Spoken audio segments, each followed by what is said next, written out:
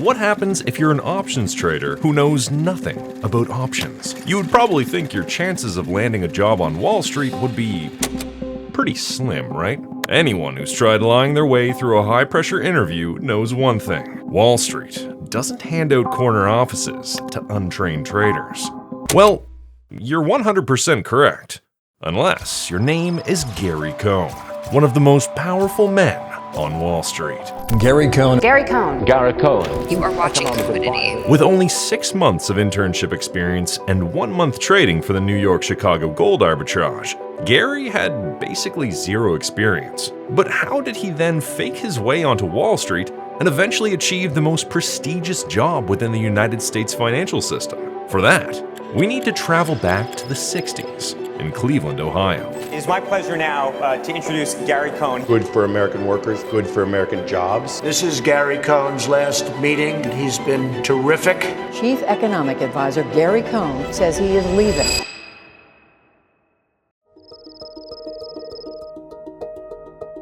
Gary Cohn was born to a normal middle-class family living in Shaker Heights, Ohio in the 1960s. His father, Victor Cohn, was a hard-working electrician during the early periods of Cohn's life and had high hopes for his son's future. Victor was keen for his son to focus on his education, but Gary struggled with school because of his dyslexia. This made Gary Cohn's school experience pretty unenjoyable, attending 4 different schools before 6th grade. Despite his efforts, Cohn's teachers didn't hold much hope for the youngster's future, with one teacher stating that if his parents were really lucky, he might grow up to be a truck driver.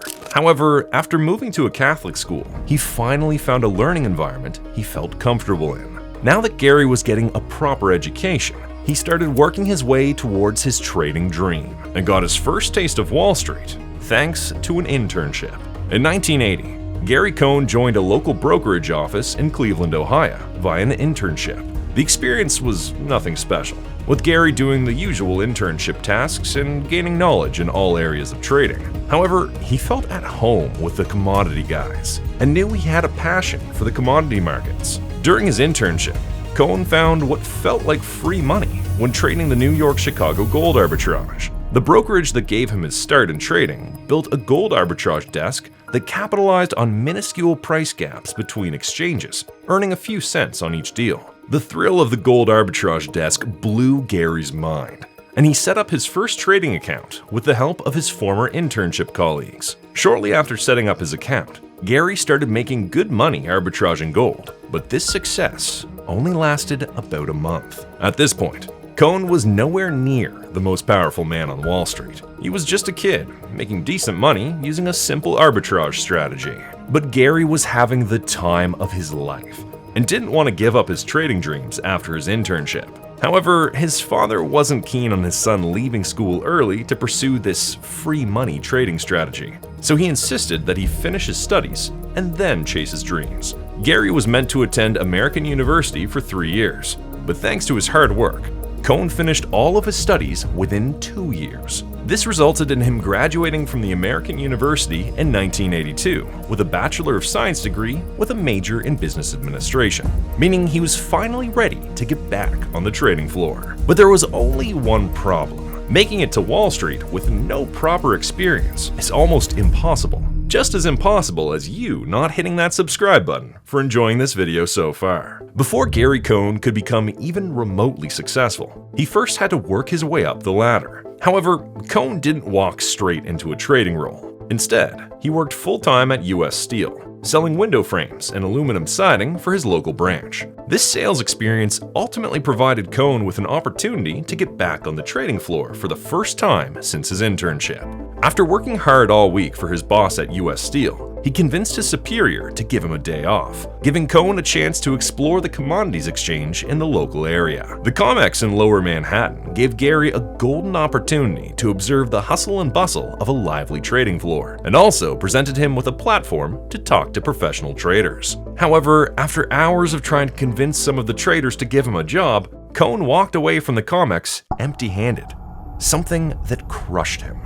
How was he ever going to achieve his dreams? Well, not much later, he would have an encounter that would change his life forever. Feeling defeated, Gary Cohn took the nearest elevator off of the trading floor, alongside a fellow trader leaving the COMEX. When he started talking to the trader, he sensed that this could be his final chance to secure a job. So he asked to share a cab ride with him, and they both headed for LaGuardia. During the journey, the trader explained that he was looking for someone who knew about options, as he needed a knowledgeable helper to explore a new market for him. At this time, Cohn knew nothing about options trading and had no experience of working with options for a professional firm. However, he told the trader that he knew everything about options trading, and this was enough to convince him to give Gary an interview. Yes, Cohn faked being a real options trader, showing that he was more than happy to literally fake it until he made it, spending his whole weekend preparing for his upcoming interview by going to his local bookstore to source a book about options. Given his lack of options trading knowledge, he read the book multiple times before his interview on Monday. And somehow, despite never trading options before and only learning how to do so over the span of 2 days, Cohn nailed the interview and started working for the New York firm, which seemed like a huge success. However, he still had a lot to learn before he reached the goals he set out for himself, and there was an even bigger challenge on the horizon. Now that Gary Cohn was finally trading for a firm on a full-time basis, he wasn't going to sit back and admire his work. He started strongly in New York, and after little over a year, he was already trading silver on the COMEX as a solo trader, literally achieving his dream without any experience. However, there was one problem. His current firm was hardly the biggest name on Wall Street, and Cohn was eager to get a taste of the larger opportunities on the trading floor. After a number of years trading silver and options, Cohn caught the eye of a Goldman Sachs partner in 1990. The Goldman partner told Gary that there was a great opportunity for him at the firm, and that he wanted him to join them for the foreseeable future. At first, he wasn't keen on the idea and needed more time to consider the opportunity. However, as he thought about the chance, he realized that it was the best move for his career, and he joined Goldman after negotiating a safety net into his deal with the firm. So, despite a questionable start to his trading career, Gary had now made it into one of the most powerful banks in the world. And if you think his momentum would stop here, think again. In 1990, Gary Cohn started working for Goldman Sachs in the J. Aron unit. The unit is one of the biggest names in commodity trading, and it exposed him to various markets during his early years at Goldman Sachs, such as precious and base metals, crude oil, power, and many more. His work ethic and bold approach to lie about his trading experience had carried him into this position. But despite already achieving more than most traders on Wall Street, Cohn continued to work hard and climb the ranks at Goldman. And after 4 years of working with the firm, he was offered the role of partner at the bank, putting him amongst the most powerful men on Wall Street. Gary Cohn was doing wonders at Goldman Sachs, slowly working his way up the ladder and getting closer and closer to the biggest names in the industry. After 2 years as a partner, Goldman officially recognized his commodities expertise, promoting him to head of the commodities department in 1996. This by itself was an amazing achievement for somebody who wouldn't have even gotten on the trading floor without lying his way into a local firm. But it was nothing compared to his achievements across 2003 and 2004. Gary's rise through the Goldman Sachs ranks after making partner is the stuff of legends, with him being named co-head of equities in 2003 and co-head of global securities businesses just a year later. These added responsibilities put him among the most respected traders in all of Wall Street. But 2006 proved to be the icing on top of the cake. After 12 years at the firm, Goldman Sachs named Cohn a director and appointed him president and co-chief operating officer of one of the world's largest banks, which meant that he was now an authoritative name in the world of banking. However, this added respect was about to be put to the test.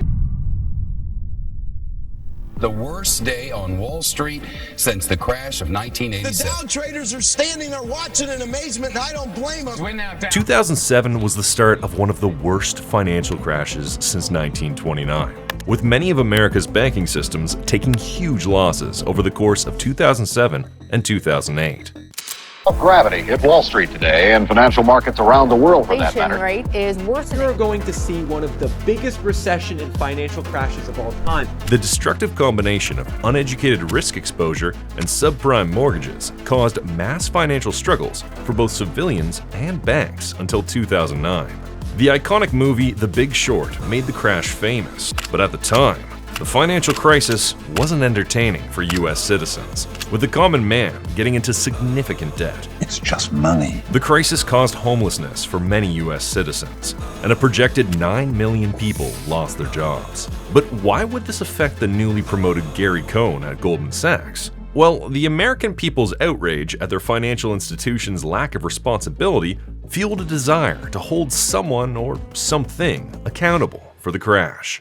A big debut expected tomorrow for the Goldman Sachs initial public offering. And I believe we share the conviction that this is in the best interest of all Americans. During the 2007 to 2008 financial crash, Goldman Sachs was one of the main players in the subprime mortgage market. It was these subprime investment packages that ultimately caused all the chaos on the stock exchange, causing millions of people to lose their jobs and nationwide financial troubles for U.S. citizens. Goldman lost $1.2 billion during the crisis, but thanks to Cohn and a few other top executives, they formulated a plan to save the firm and keep the lights on at one of America's most trusted institutions. However, despite saving his bank, Cohn's job wasn't over yet. As mentioned, the citizens of the United States wanted answers from the banks that failed them, and Goldman Sachs was no exception.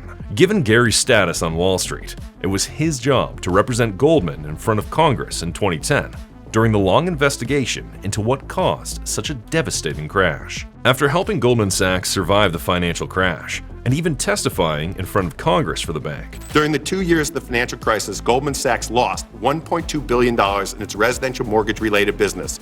We did not bet against their clients, and these numbers underscore that fact. It was clear that Gary Cohn had all the makings of a future CEO at Goldman. For years, he worked alongside Lloyd Blankfein, with the two financial powerhouses navigating the institution through the ups and downs of Wall Street. However, many voices within the financial world felt it was Gary's turn to be the leading face of the bank, with Blankfein already holding the post for a number of years. Yet, Lloyd Blankfein was a name that Goldman Sachs and its customers trusted, and they didn't seem ready to let go just yet. But after Blankfein fell ill with lymphoma, it was Cohn's time to step up to the plate and lead Goldman for the first time in his career. This was the moment he had dreamed of ever since he faked his way onto the trading floor all those years ago. And things were looking good for Gary while covering for Blankfein. He successfully took charge of meetings, earnings calls, and the daily tasks involved in running the bank. However, by October 2016, Blankfein was thankfully back to full health, and he felt ready to return to his position as CEO of Goldman. Obviously, Gary Cohn would never wish harm upon a close friend like Lloyd Blankfein, and he was thrilled to see him back in the office. But the return of Blankfein meant his dream of becoming the CEO of Goldman Sachs looked highly unlikely to come true. So, what was next? Well, what if I told you that Gary didn't care about this anyway? No, he had a secret move planned that was even bigger than becoming the CEO of one of the largest banks in the world. And this move would not just position him as the most powerful man on Wall Street, but in the entire landscape of American economics. 2017 was one of the most dramatic years in American politics, with the unlikely candidate of businessman Donald Trump winning the US elections and shaking up the entire world with his shock victory. The results caused both turmoil and joy within the country. Sorry to keep you waiting. Complicated business. Complicated. With some Americans fearing that the billionaire TV star wasn't fit to run one of the most powerful countries in the world. However, his business acumen gave many citizens hope that he would, at the very least, protect their money and maybe provide a much-needed boost to America's economy. To roll out his financial plans, Trump was going to need people around him who understood the ins and outs of everything surrounding America's financial markets and institutions. For the newly appointed president, there was only one place that made sense to get the personnel, and that was Goldman Sachs. Goldman Sachs. Goldman Sachs, okay? Despite Donald Trump having a mixed relationship with Goldman Sachs in the business world, during his first term as United States president, Trump employed 4 top executives from Goldman to aid him in the White House. Trump also chose longtime Goldman Sachs veteran Steve Mnuchin as his new Treasury Secretary. Gary Cohn was one of these appointments, with Trump trusting the trading powerhouse with moving the country forward in the financial department. Gary Cohn, the chief operating officer of Goldman Sachs, is going to become the 3rd former Goldman Sachs executive to chair the National Economic Council.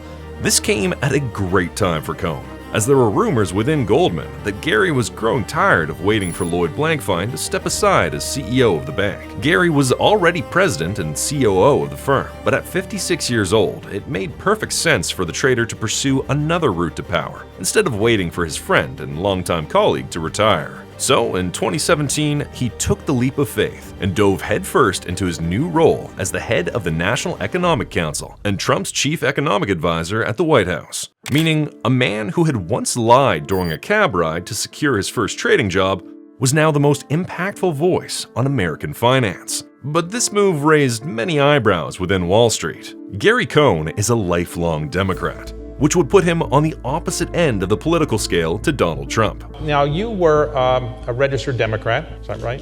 I still am. Still are. And Yet now, the two money experts were going to have to sing from the same hymn sheet while working side by side managing America's money. This didn't seem to faze Cohn, as the opportunity to become the head of the National Economic Council and Trump's chief economic advisor gave him a perfect exit from Goldman Sachs. It's also likely that part of leaving the bank would have included a sizable amount of money thanks to his Goldman stock, which he amassed over his long career at the firm. Meaning that for the price of putting his political ideologies aside, he would become the most powerful man in American finance and also gain a large sum of money.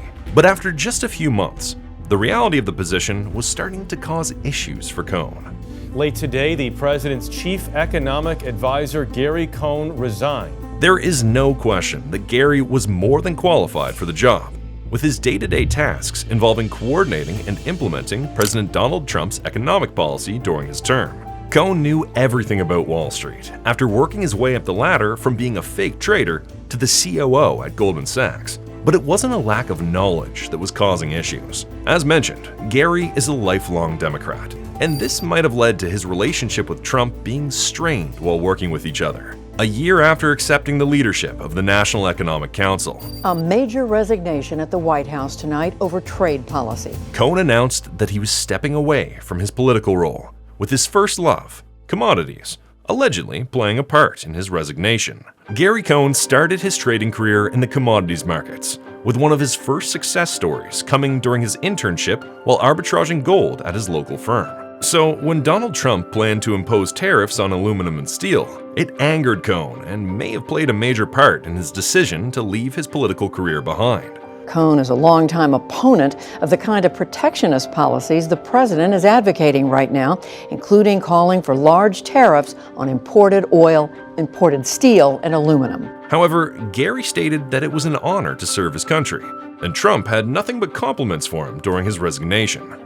Despite weeks of speculation around Cohn's commitment to Trump, the president was thrilled with Cohn's work during their collaboration. This is Gary Cohn's last meeting in the cabinet and of the cabinet, and he's been terrific. But this wasn't the end of the road, with Gary still using his knowledge to this day. Right after leaving the White House, he got back to doing what he does best. His immediate area of interest was various venture capital endeavors, all of which were within the cybersecurity, blockchain, and digital payment sphere. Cohn joined the boards of both Spring Labs and Sotera Digital Security, while also playing an advisory role for Machine Zone and Abrix. In 2020, he used his risk management experience to take a technology company called Starling to the next level.